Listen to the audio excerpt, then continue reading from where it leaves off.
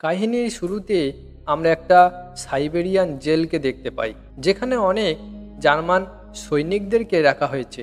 আসলে world war 2 শেষ হওয়ার পর রাশিয়া বেশ কিছু সৈনিককে বন্দি করে নেয় আর তাদেরকে দিয়ে কয়লার খনিতে কাজ করাতে থাকে।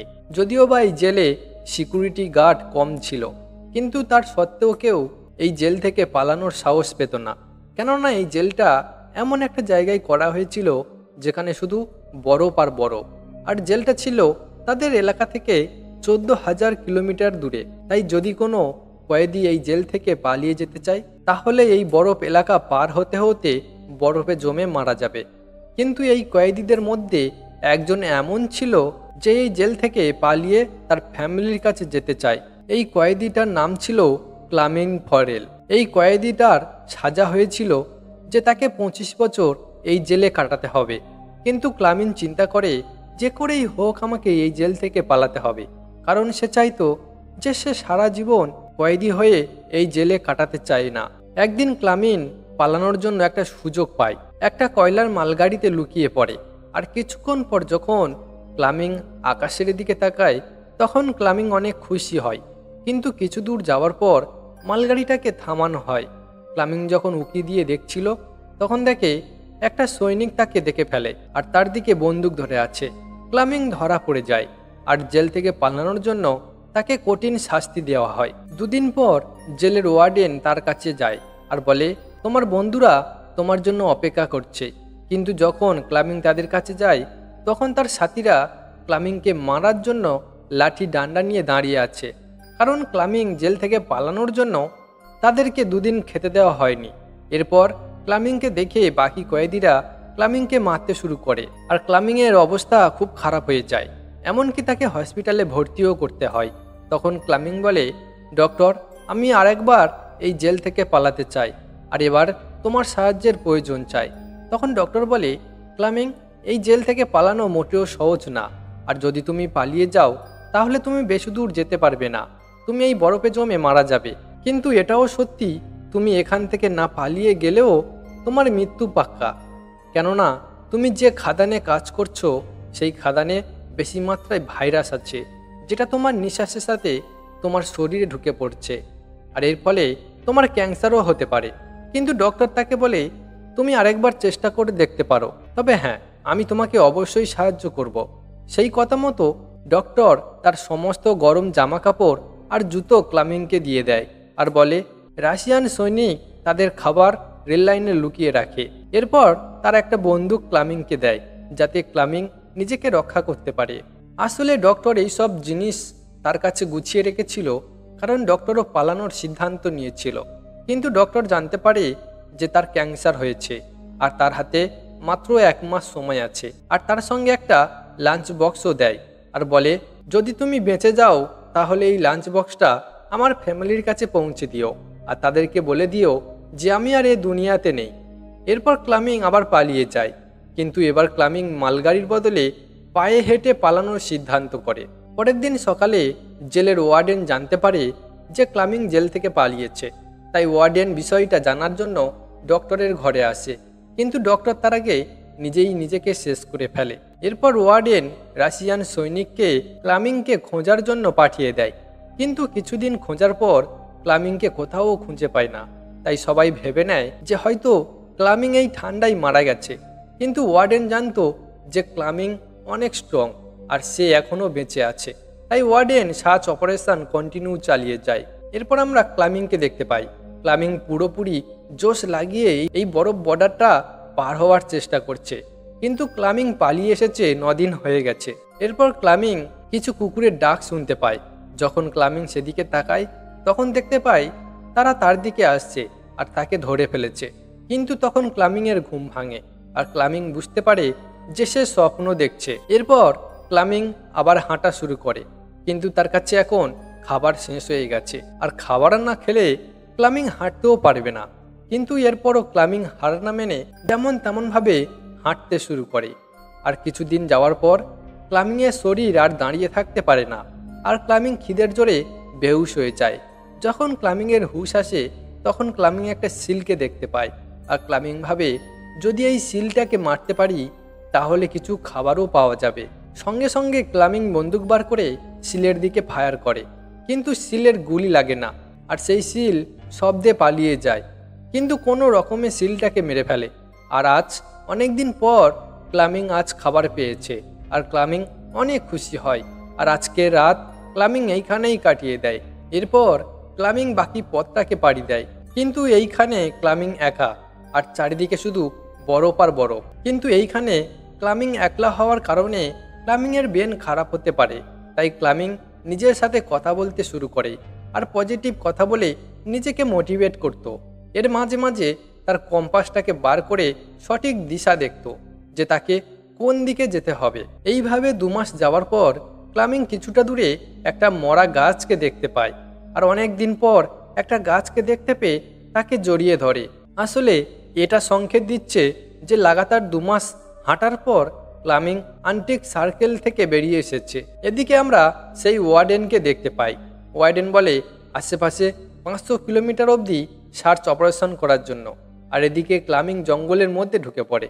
জঙ্গলের মধ্য দিয়ে এগিয়ে যাচ্ছিল, কিন্তু তখন একটা বরফের ঝড় চলে আসে। কিন্তু ঝড় এত বেশি ছিল যে বড় বড় গাছও ভেঙে পড়ছে।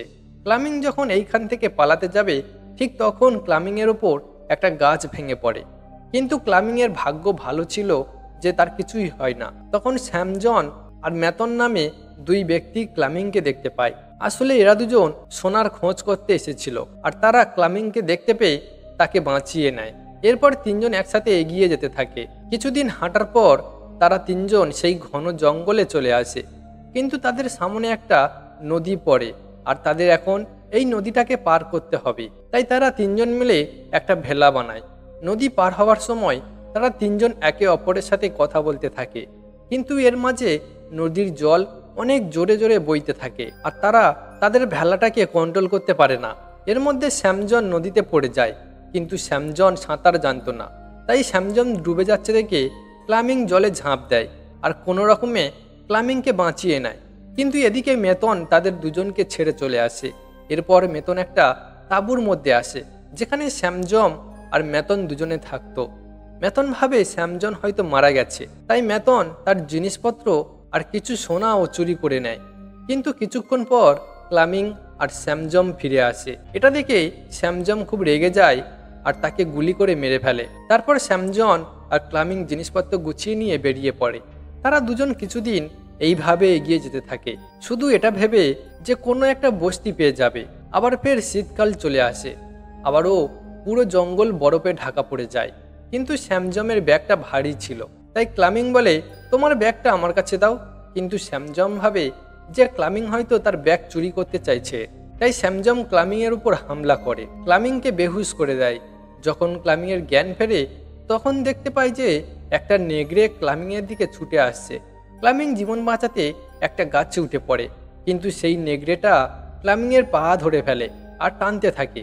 আর ক্লামিং যে গাছে উঠেছিল সেই গাছটাও সরু ছিল আর ভেঙে নিচে পড়ে যায়। আর এখন ক্লামিংয়ের মৃত্যু নিশ্চিত। কিন্তু তখন গুলি চালানোর শব্দ শোনা যায়, আর যখন ক্লামিং তার চোখ খোলে তখন ক্লামিং দেখতে পায় যে নেগড়েটা তার সামনে মরে পড়ে আছে। আসলে এই এলাকার শিকারীরা লাস্ট মোমেন্টে এসে ক্লামিংয়ের জীবন বাঁচিয়ে নেয়। এরপর ক্লামিংকে তাদের গ্রামে নিয়ে যায়, যেখানে বাকি গ্রামের লোক ক্লামিংকে চিকিৎসা করে। আর অনেক দিন চেষ্টার পরও ক্লামিং এখন একটা গ্রামে পৌঁছে গেছে আর আশেপাশে অনেক লোককেও দেখে। ক্লামিং অনেক খুশি হয় আর ক্লামিং কিছুদিন এই গ্রামেও থেকে যায়।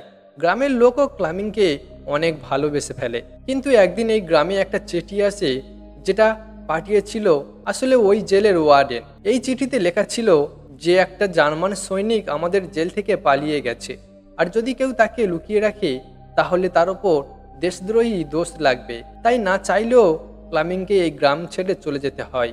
কিন্তু যাওয়ার সময় এই গ্রামের লোকগুলো ক্লামিংকে অনেক খাবার আর একটা শিকারি কুত্তা দিয়েছিল। এবার ক্লামিংয়ের সাথে একটা কুকুরও আছে। এখন ক্লামিং আর একা নয়। কিছুদিন যাওয়ার পর ক্লামিং একটা কাঠমিল দেখতে পায়, আর এটা দেখে ক্লামিংয়ের কুকুরটা খাবারের জন্য সেই দিকে ছুটে যায়। ক্লামিং কুকুরটাকে বাঁচানোর জন্য সেই মিলের ভিতর চলে আসে, আর ক্লামিংকে দেখে তারা চিনতে পারে আর ক্লামিংকে তাদের মালিকের কাছে নিয়ে যায়। এখানে এসে ক্লামিং পুরো ঘটনা খুলে বলে। এটা শুনে সবাই একটু দয়া করে। এরপর ক্লামিংকে খাবার খাওয়ায়। এরপর ক্লামিংকে জার্মান ট্রেনে বসিয়ে দেয়। ক্লামিং এটা ভেবে খুব খুশি হয় যে সে এখন তার গ্রামে ফিরে যাচ্ছে, কিন্তু এটা জানতো না যে মিলের মালিক এই খবরটা ওয়ার্ডেনের কাছে পৌঁছে দিয়েছে, আর ওয়ার্ডেন তার সেপাইদেরকে নিয়ে পরের স্টেশনে অপেক্ষা করছে ক্লামিংকে ধরার জন্য। কিন্তু ট্রেন স্টেশন পৌঁছানোর আগে ক্লামিং সেই সৈনিকদেরকে দেখতে পায় আর সুযোগ বুঝে ট্রেন থেকে পালিয়ে যায়। কিন্তু দুর্ভাগ্যজনক একটা রাশিয়ান সৈনিক দেখতে পায়। তারা ক্লামিংয়ের পিছু করতে থাকে, কিন্তু হুট করে কোথা থেকে ওয়ার্ডেন ক্লামিংয়ের সামনে চলে আসে। এটা দেখে ক্লামিং হতাশ হয়ে যায়, কেননা এত বছর পরেও ক্লামিং আবার ধরা পড়ে গেল। কিন্তু ওয়ার্ডেন ক্লামিংকে গ্রেপ্তার করার আগে ক্লামিংয়ের কুকুর ওয়ার্ডেনের ওপর হামলা করে, আর ক্লামিং সেই সুযোগকে কাজে লাগিয়ে আবার পালিয়ে যায়। কিন্তু তখন গুলির শব্দ আসে। ক্লামিং পিছনে ফিরে দেখে যে তার কুকুরটাকে মেরে ফেলেছে। এটা দেখে ক্লামিং অনেক দুঃখ পায়, কিন্তু তাকে এখন পালাতে হবে। এরপর ক্লামিং একটা ব্রিজের ওপর উঠে পড়ে আর ওপর থেকে ঝাঁপ দিয়ে একটা চলন্ত ট্রেনে উঠে পড়ে। আর এবারেও ক্লামিং ওয়ার্ডেনের হাত থেকে বেঁচে যায়। আবারও বেশ কিছুদিন কেটে যায়। ক্লামিং ধীরে ধীরে তার গ্রামের দিকে এগিয়ে যেতে থাকে, আর দেখতে দেখতে বছর ঘুরে 1952 সাল এসে পড়ে। আর ক্লামিং জেল থেকে পালিয়েছে পুরো 7 বছর হয়ে গেছে।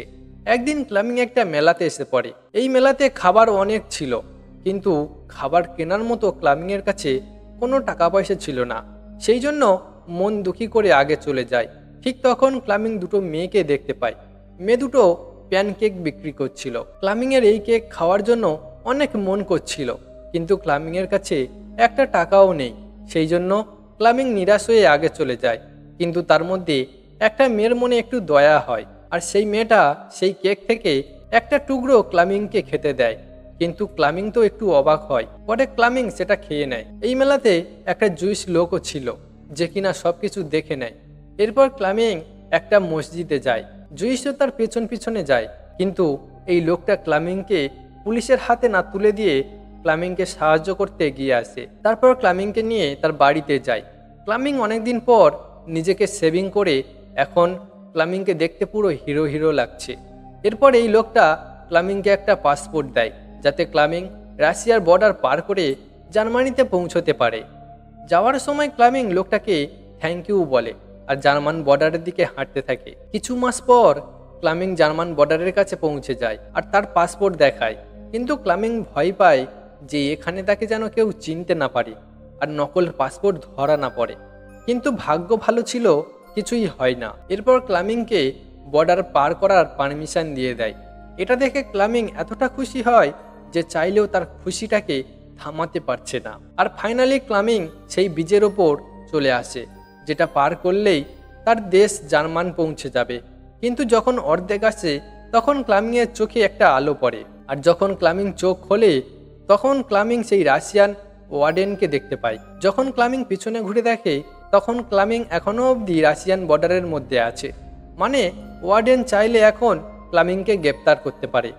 এখানে ক্লামিংয়ের মন পুরোপুরি ভেঙে যায়, কারণ এত বছর মেহনত এক নিমেষে শেষ হয়ে গেল। কিন্তু তখন এমন কিছু ঘটে যেটা ক্লামিংও ভাবতে পারে না।